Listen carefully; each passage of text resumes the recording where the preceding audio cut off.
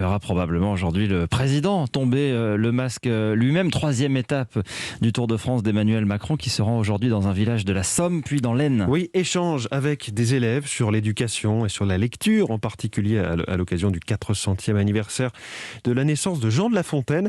Sauf qu'il y a aussi le calendrier. Nous sommes à 3 jours du premier tour des élections régionales. Ce déplacement dans les Hauts-de-France ne serait pas innocent. L'Élysée se défend de toute manœuvre politique. Pourtant, Jean-Rémy Baudot, à travers cette journée consacrée à la culture, Emmanuel Macron va bien faire de la politique.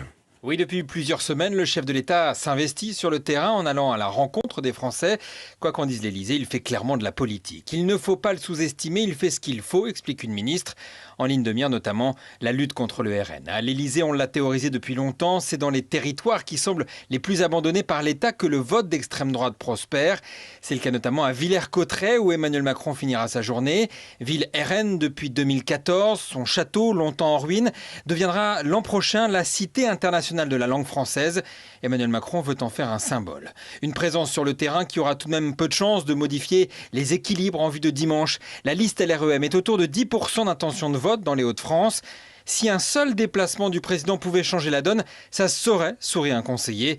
Selon nos informations, hier, dans le huis clos du Conseil des ministres, Emmanuel Macron a invité son gouvernement à, je cite, ne pas tirer des leçons nationales des résultats de dimanche prochain, comme s'il préparait lui-même les esprits à une certaine déroute électorale. Jean-Rémy Baudot du service politique d'Europe 1.